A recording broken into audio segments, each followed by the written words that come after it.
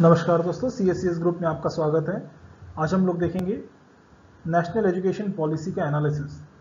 Recently government ने last week ही national education policy launch की है और ये कैबिनेट ने अप्रूव की थी लास्ट वीक, और आने वाले समय में इसी के ऊपर बेस्ड होकर हमारा एजुकेशन सिस्टम रहेगा। तो आइए देखते हैं इसके मेजर इंपॉर्टेंट पॉइंट्स क्या है और इसका एक थॉरो एनालिसिस से समझते हैं कि नेशनल एजुकेशन पॉलिसी से क्या चेंजेस आएंगे।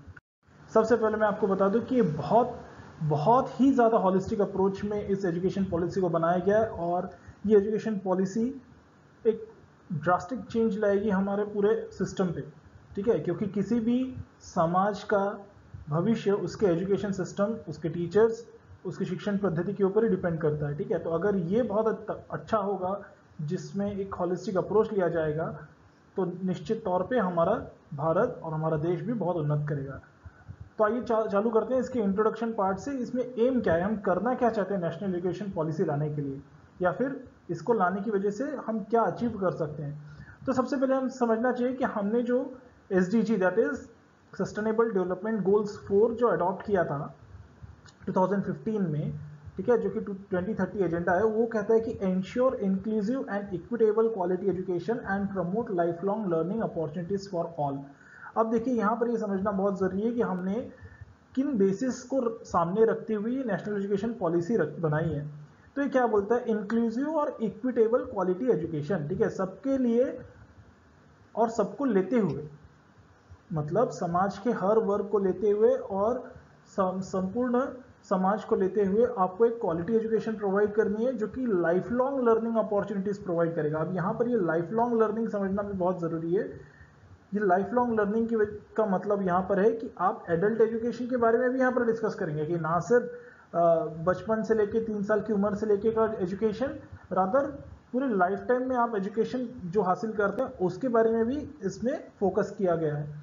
दूसरा पॉइंट क्या इंपॉर्टेंट यहाँ पे, the aim must be India to have education system by 2040 that is second to none. ठीक है, किसी और से सबसे अच्छा हो, ये एक इंपॉर्टेंट पॉइंट है बाय 2040। तो इसमें से आप ये समझ सकते हैं। देखिए, यहाँ पर एक समझने की चीज़ क्या है कि हमारा गोल क्या है कि हम इस पॉलिसी को 2030-40 के बीच में पूरा इंप्लीमेंट कर पाए। ठीक है, यहाँ पर आते आते हम अपनी पूरी एजुकेशन पॉलिसी, पूरा सिस्टम को इसके बेसिस के ऊपर चेंज कर सकेंगे। ये हमारा गोल है। और ये क्या बोलता है कि with equitable access to highest quality education for all learners regardless of social and economic background. फिर से ये जो कीवर्ड्स है ये समझना बहुत जरूरी है। सोशल और इकोनॉमिक बैकग्राउंड कुछ भी हो, हम चाहते हैं कि सबको हाईएस्ट क्वालिटी ऑफ एजुकेशन मिले। और क्या बोलता है, this focused on social, emotional और एथिकल कैपेबिलिटीज। ये जो एथिकल और इमोशनल कैपेबिलिटीज ये जो है, ये अभी तक बहुत ज़्यादा हमारे यहाँ प्राइमरी नहीं मानी जाती थी, या फिर रिटर्न में हम लोगों ने बहुत ज़्यादा नहीं किया था इसके ऊपर काम। तो डेफिनेटली प्रैक्टिकली भी ये बहुत ज़्यादा नहीं आ रही थी। तो अभी जो समाज की जो ज़रूरत है, जिसमें उनको सोशल, इमोशनल और एथिकल, ये तीनों एस्पेक्ट्स को ध्यान में रखते हुए इसको बनाया गया है। और एक जो इम्पोर्टेंट पार्ट है यहाँ का, ये क्या बोलता है कि ministry of human resource development को अभी चेंज करके मिनिस्ट्री ऑफ एजुकेशन कर दिया जाएगा। ठीक है, अभी देखते हैं कि प्रीवियस पॉलिसीज क्या क्या थी और ये पॉलिसी कैसे इवॉल्व हुई। तो सबसे पहले जो एजुकेशन पॉलिसी आई थी वो 1968 में आई थी। हालांकि गवर्नमेंट की वेबसाइट में इसके बारे में ज़्यादा नहीं दिया गया है, क्योंकि इसको एजुकेशन पॉलिसी के नाम से प्रमोट नहीं किया गया था। ये कब आई थी, 1968 में, by former prime minister Indira Gandhi ji के समय। उसके बाद 1986 में फर्स्ट एजुकेशन पॉलिसी आई, जिसको हम लोग फर्स्ट एजुकेशन पॉलिसी कहते हैं। वो राजीव गांधी जी जब PM थे तब आई, और उसका एक मेजर एम था एजुकेशन फॉर इक्वालिटी। ऑब्वियसली अभी तक ये हमारे यहाँ इंडिया में पूरा नहीं हो पाया है। तो इसका मतलब क्या है कि इसको भी ध्यान में रखते हुए, एजुकेशन फॉर इक्वालिटी, इसको भी ध्यान में रखते हुए इस पॉलिसी को बनाया गया है, जो अभी नहीं आई है। ठीक है, फिर 1992 में इसको रिवाइज किया गया, जब हमारे प्राइम मिनिस्टर थे नरसिम्हा राव। ठीक है, उसके बाद अभी इसको बनाया जा रहा है नेशनल एजुकेशन पॉलिसी को।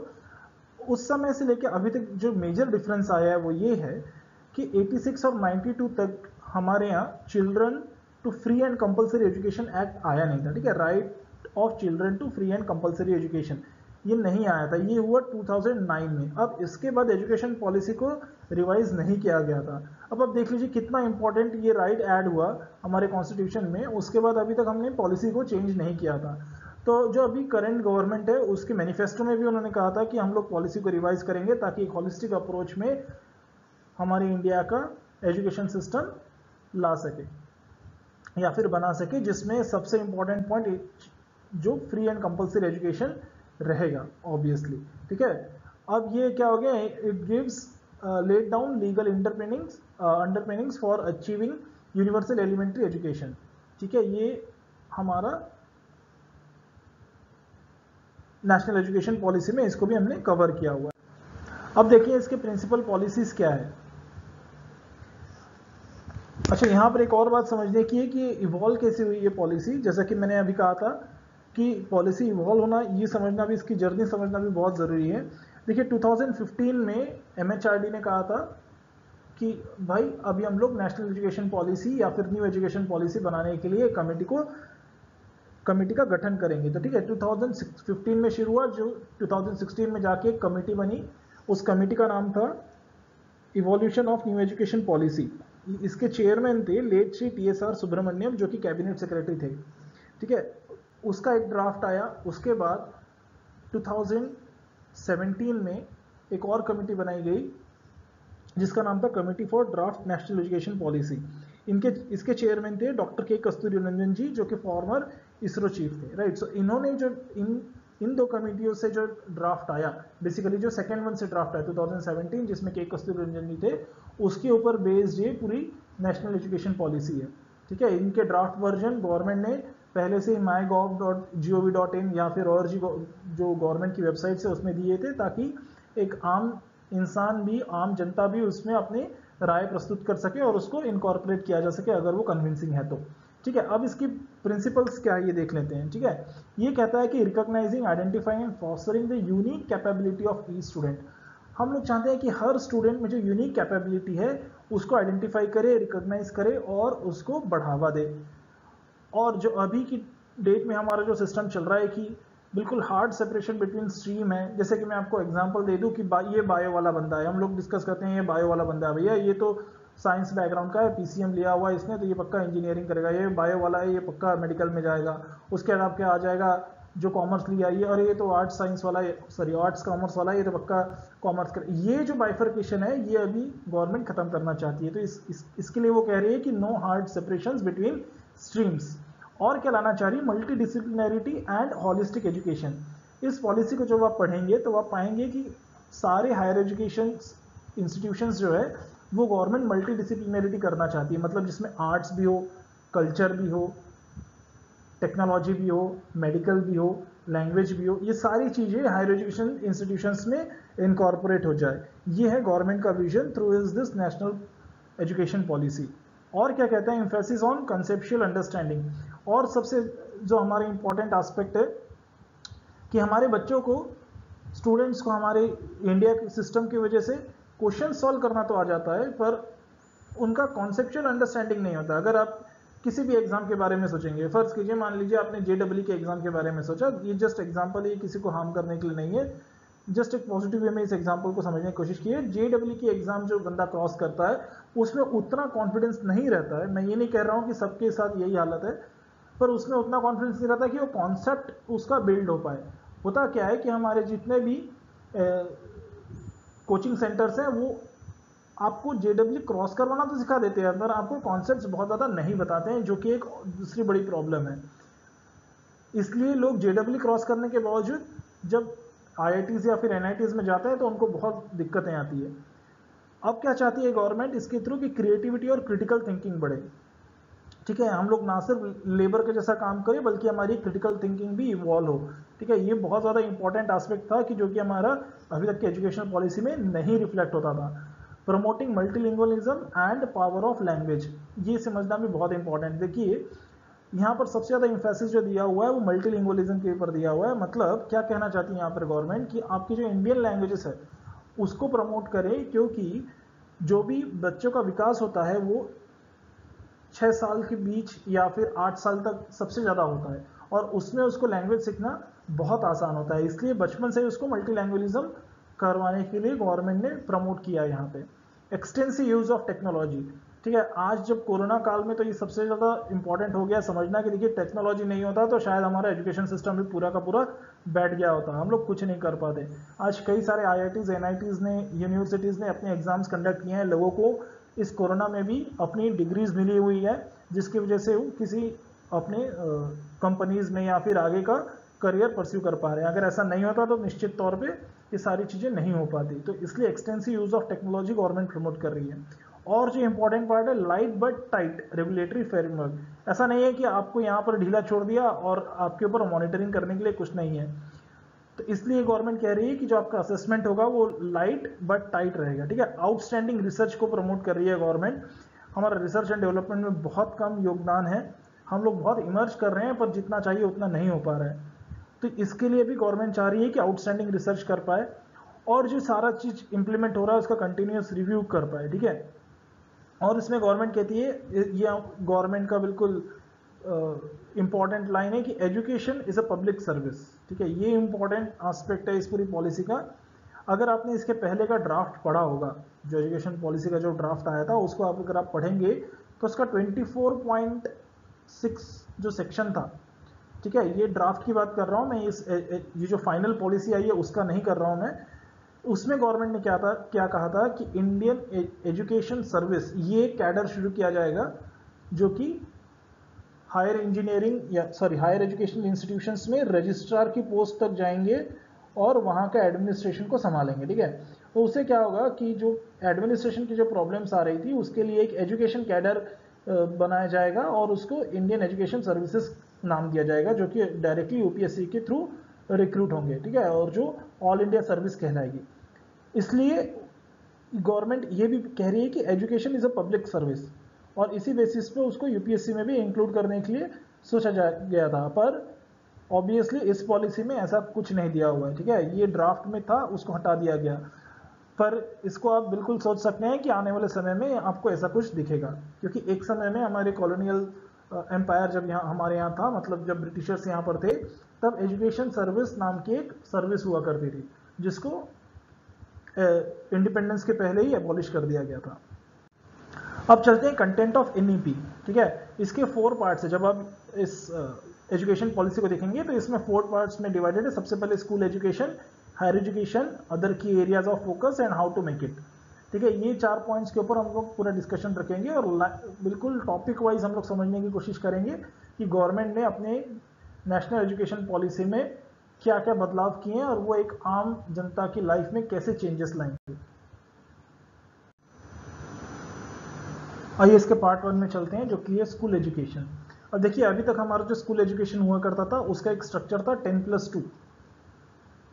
अच्छा, 10+2 में आपका जो प्राइमरी एजुकेशन या फिर प्री प्राइमरी एजुकेशन बेसिकली जो आप इसको बोल सकते हैं, जहां पर प्री केजी, उसके बाद जूनियर केजी, सीनियर केजी, ये सारे में बच्चे जाते हैं 3 से लेकर 5 साल या फिर 6 साल की उम्र तक, उसको हम लोग नहीं कंसिडर करते थे अपने एजुकेशन सिस्टम में। ठीक है। वो नहीं भी जाने से भी चलता था।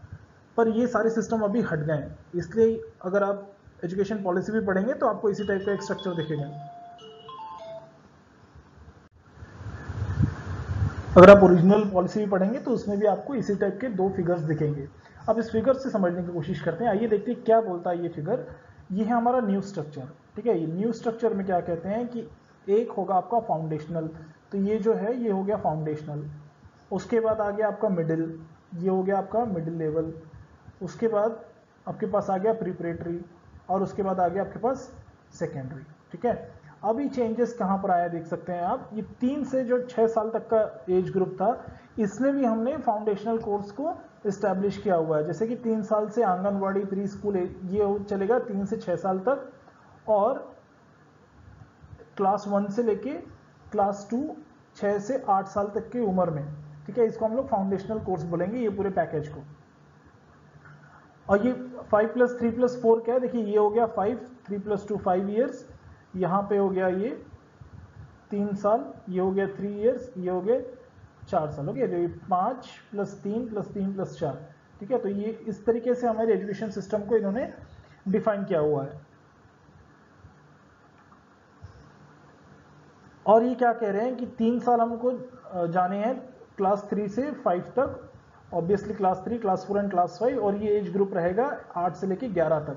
ठीक है, अब इनको ऐसा बाइफरकेट करने का मतलब क्या है, इसका इंपॉर्टेंस आपको आने वाले स्लाइड्स में दिखेगा।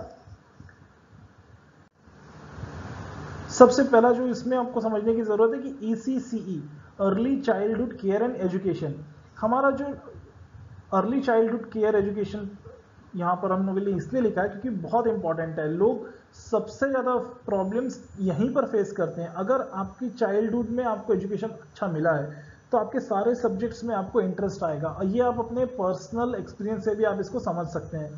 ठीक है, और ये यहाँ पर इन्होंने पॉलिसी में एक स्टेटमेंट दिया हुआ है जो कि बहुत इंपॉर्टेंट है समझना। 85% of child's cumulative brain development occurs period to the age of 6। इसलिए अगर हम लोग यहाँ पर सबसे ज़्यादा फोकस करेंगे 6 साल की उम्र तक, तो निश्चित तौर पे आने वाली जनरेशन हमारी बहुत अच्छी होगी। तो इसलिए हम लोगों ने इसको foundation of learning no later than 2030 का मतलब है यहाँ पे कि 2030 तक हम लोग इसको इम्प्लीमेंट कर पाएंगे पूरी तरीके से।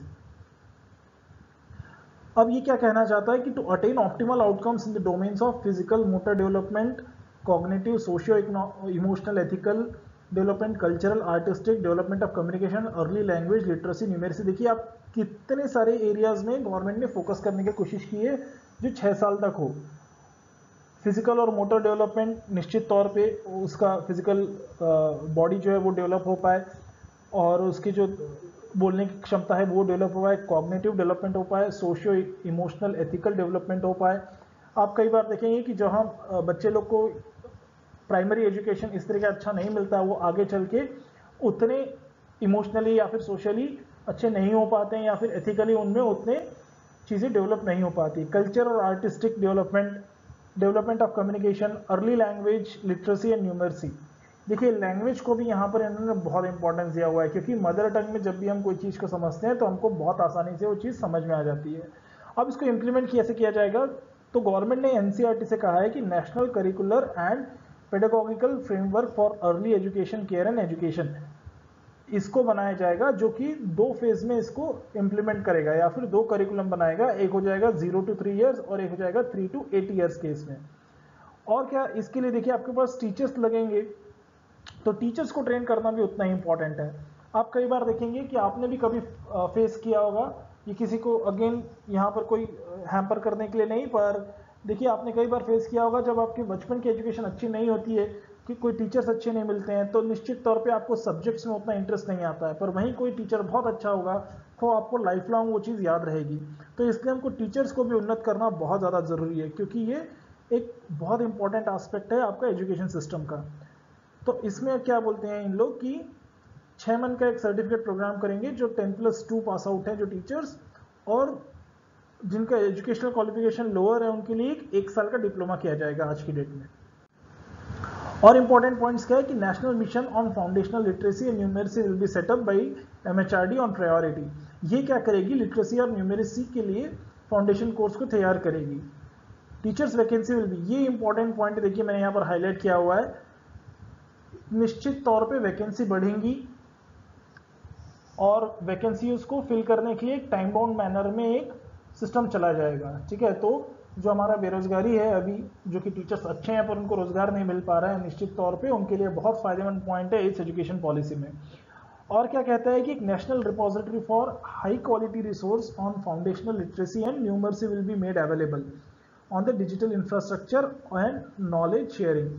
तो एक दीक्षा प्लेटफॉर्म को लॉन्च किया जाएगा जिसमें high quality resources for foundational literacy और न्यूमर्सी रखा जाएगा, जिससे कि आपको टीचिंग लर्निंग प्रोसेस बहुत आसान हो जाएगी।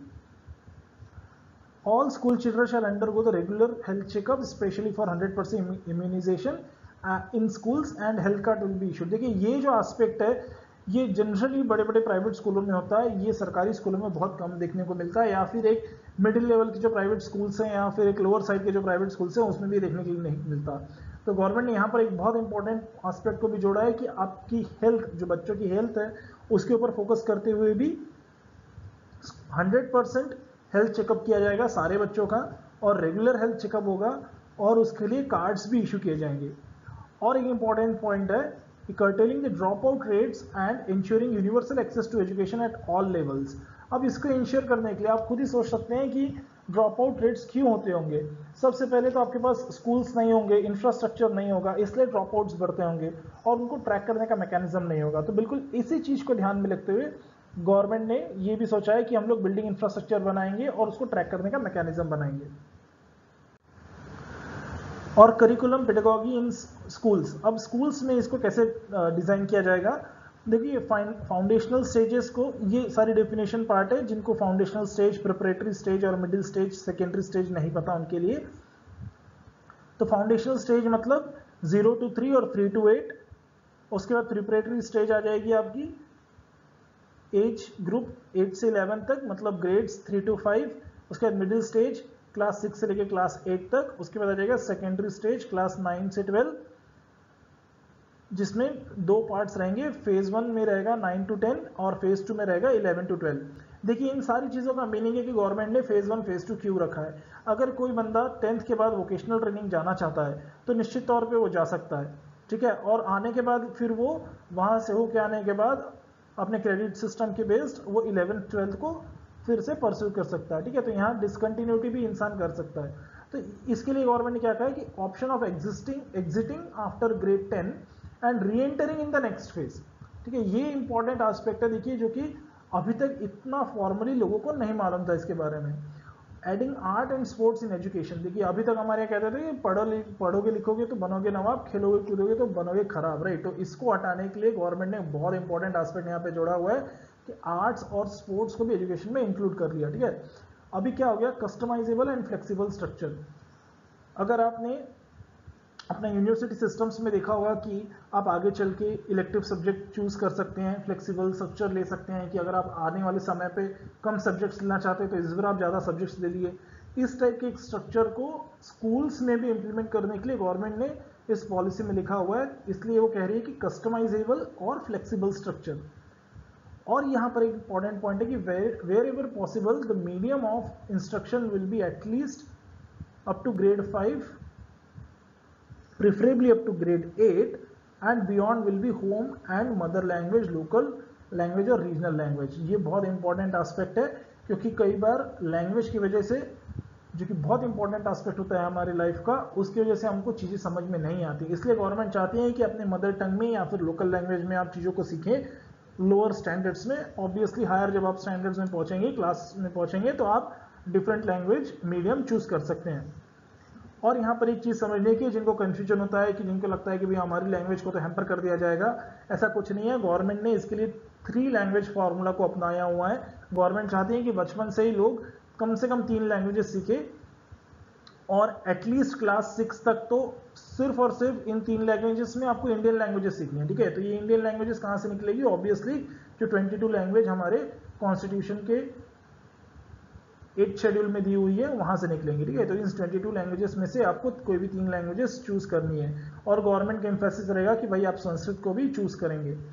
और क्लास 6 या फिर स्टैंडर्ड 6 के बाद आप उन 3 लैंग्वेज फॉर्मूला में से आप एक फॉरेन लैंग्वेज को भी कंसिडर कर सकते हैं। और गवर्नमेंट क्या चाहती है, देखिए इंपॉर्टेंट पॉइंट्स यहाँ पर मैंने लिखे हैं जिसको हम लोग क्विकली फिनिश कर लेंगे। बैगलेस डेज बनाना चाहती है, देखिए बहुत ज़्यादा भारी भारी वस्तें नहीं चाहिए आपको, कम बैगलेस होना चाहिए, ये गवर्नमेंट चाहती है। नॉलेज ऑफ इंडिया के ऊपर फोकस करे, मतलब जो हमारी एंशियंट कल्चर था उसके ऊपर फोकस करे और जो सही है उसी को करे। ये बहुत इंपॉर्टेंट एस्पेक्ट है, लोगों को पता नहीं होता है क्या करना है, सिर्फ करे जा रहे हैं। तो ये डूइंग व्हाट्स राइट। उसके बाद गवर्नमेंट चाहती है primary purpose of assessment will indeed be for learning. जो असेसमेंट का तरीका है वो भी लर्निंग के ऊपर फोकस करे, ना कि जस्ट कोई चीज़ को याद कर लिया और ख़त्म कर लिया। तो लर्निंग को बहुत इंपॉर्टेंट एस्पेक्ट दे रही है गवर्नमेंट।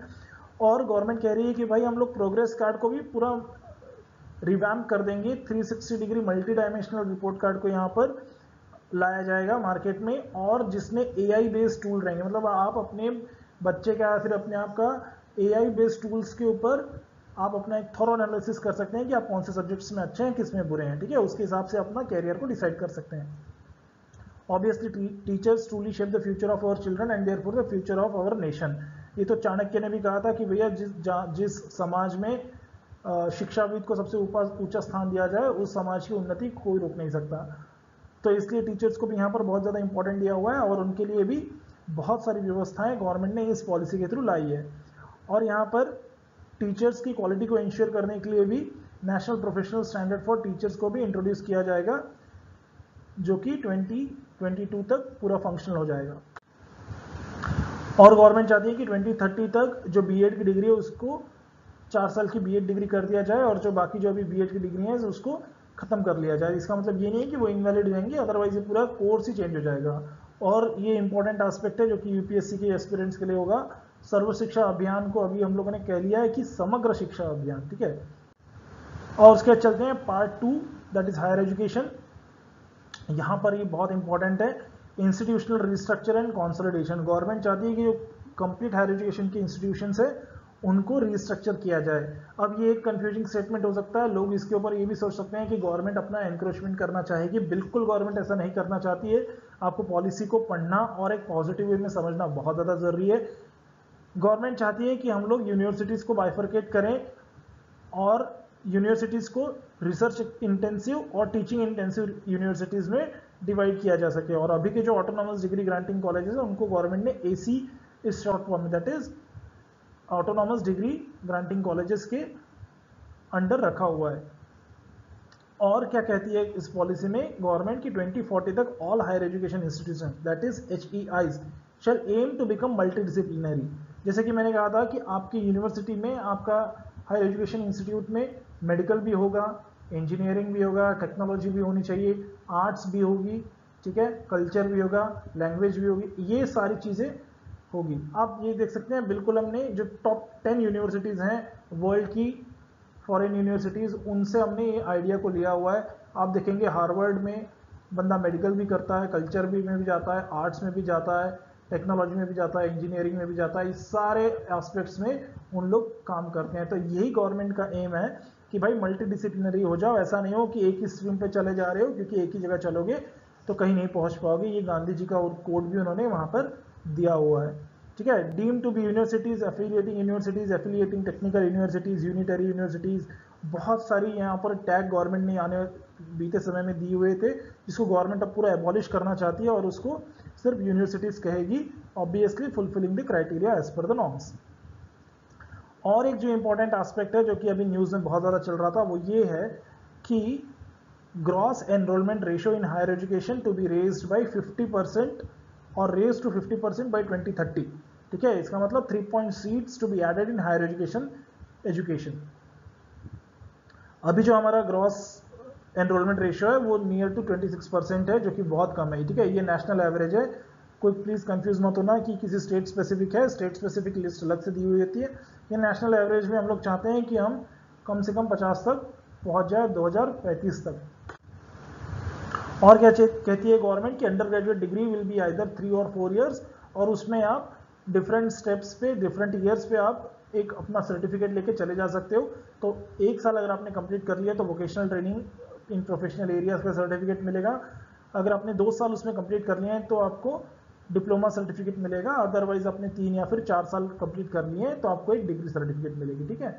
और बाकी जो पोस्ट ग्रेजुएट या फिर पीएचडी का जो हमारा इंटीग्रेटेड पीएचडी कोर्सेस है वो गवर्नमेंट उसको प्रमोट कर रही है, उसके ऊपर कुछ भी गवर्नमेंट ने नहीं चेंजेस किए हैं। इसके साथ ही government multidisciplinary education research universities भी इस्टेब्लिश करेगी। देख सकते हैं यहाँ पर आने वाले समय में बहुत ज़्यादा एम्प्लॉयमेंट इस एजुकेशन सिस्टम में बढ़ने वाला है, ठीक है। तो इसलिए ये बहुत इंपॉर्टेंट है आपको समझना कि एजुकेशन सिस्टम कितना इंपॉर्टेंट है, और जो भी आप पढ़ाई कर रहे हैं उसको आप अच्छे से करें ताकि इसमें आप अपना करियर बना सके। और India will be promoted as a global study destination providing premium education at affordable cost, thereby helping to restore its role in विश्व गुरु।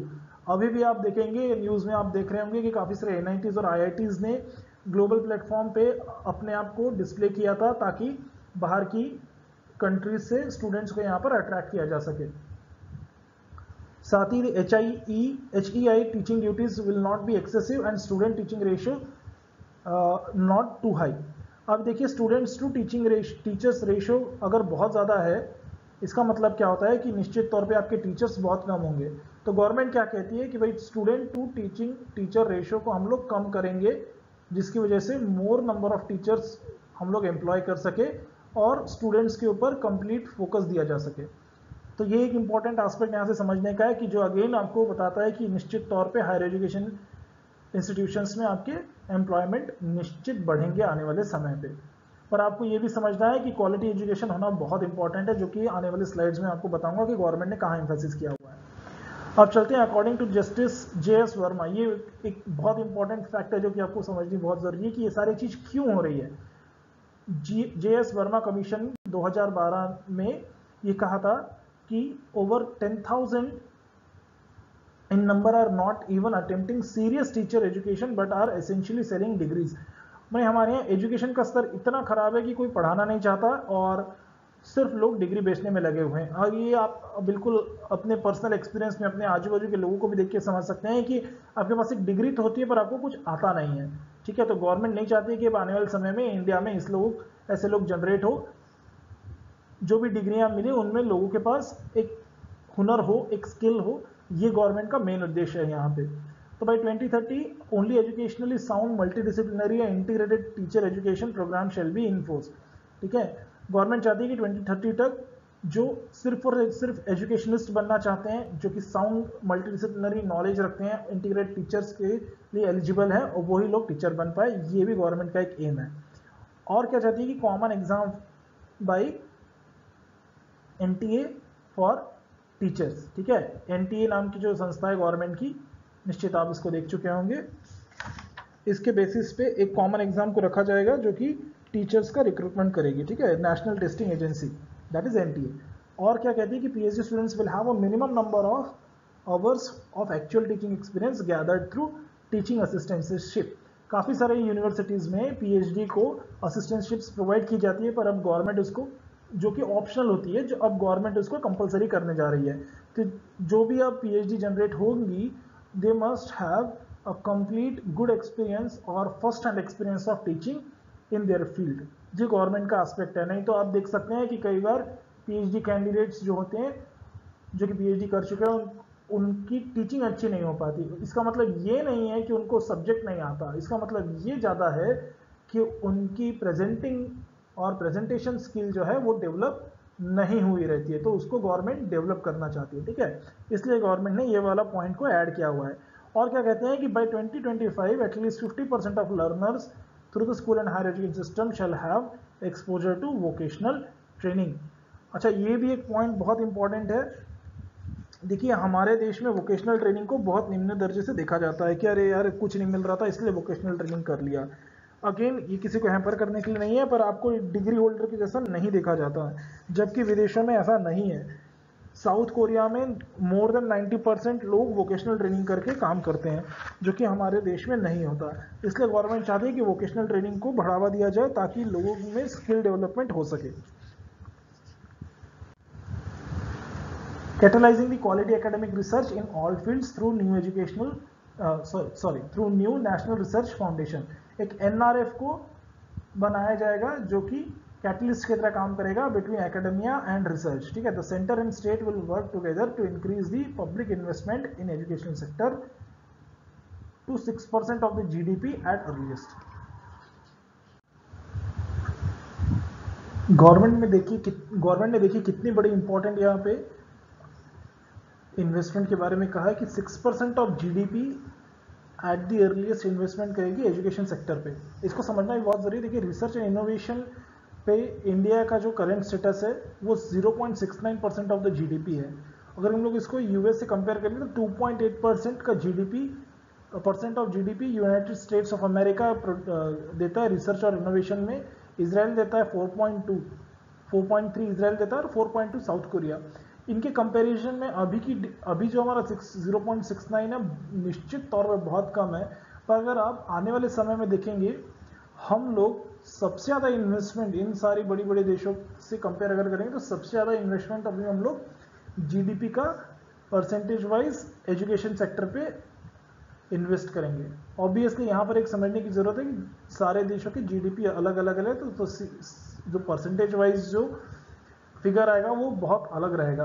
पर अगर आप सिर्फ परसेंटेजेस को कंसिडर करेंगे तो ये बहुत चेंज होने वाला है। अभी के कंसिडरेशन में 10 टाइम्स ज़्यादा हम लोग उसमें इन्वेस्ट करने वाले हैं। तो इसके इम्पैक्ट्स क्या क्या होंगे ये भी समझना बहुत ज़रूरी है कि बहुत सारे नए सेक्टर्स इसमें खुलेंगे ठीक है, सब सेक्टर्स रादर बहुत खुलेंगे, एम्प्लॉयमेंट बढ़ेगी, इंफ्रास्ट्रक्चर जो है वो बढ़ेंगे, जो कि स्कूल्स यूनिवर्सिटीज़ के जो है वो बढ़ेंगे, रिसर्च एंड डेवलपमेंट निश्चित तौर पे बढ़ने वाला है।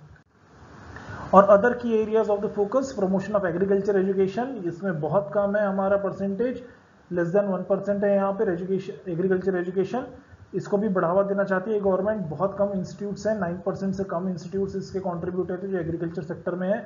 हम लोग एडल्ट एजुकेशन और लाइफ लॉन्ग लर्निंग को जो प्रमोट करना चाहते हैं, जो कि SDG का एजेंडा था, जो मैंने सबसे पहले स्लाइड में आपको कहा था, SDG का 4 का जो एजेंडा था, जिसमें वो कहता है कि adult education, life long learning, इसको भी हमने फोकस किया हुआ है यहाँ पे। प्रमोटिंग इंडियन लैंग्वेजेस, देखिए हमारे पास बहुत लैंग्वेज का हेरिटेज है हमारे पास बहुत बड़ा, उसको हम लोग प्रमोट करना चाहते हैं, उसके आर्ट्स कल्चर्स को हम लोग प्रमोट करना चाहते हैं। अब इन सब के लिए गवर्नमेंट इंस्टीट्यूट्स भी बनाएगी, ठीक है, ट्रांसलेशन इंटरप्रिटेशन इंस्टीट्यूट बनेगा, Indian institute of translation and interpretation institutes, IITI, ये इंस्टीट्यूट भी गवर्नमेंट ने प्रपोज किया हुआ है अपनी पॉलिसी में। और कोरोना की वजह से आप समझ सकते हैं कि डिजिटल एजुकेशन, ऑनलाइन प्लेटफॉर्म कितना इंपॉर्टेंट है, तो गवर्नमेंट इसके ऊपर भी इन्वेस्ट करेगी, इसको भी एम्पावर करेगी। गवर्नमेंट ने कह रही है कि ensuring equitable use of technology in education. अब ये सारी चीजें होंगी कैसे?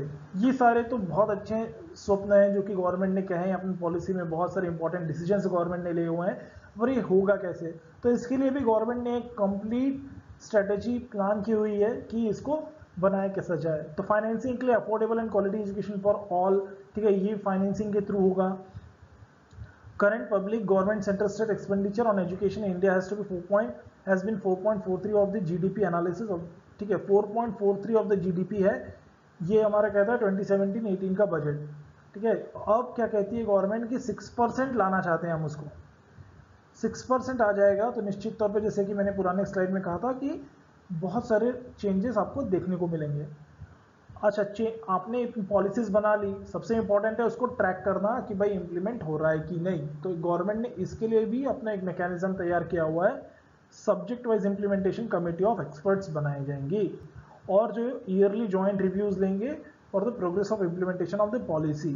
और सबसे important point, in the decade of 2030-40 the entire policy will be in operational mode, following which another comprehensive review will be taken।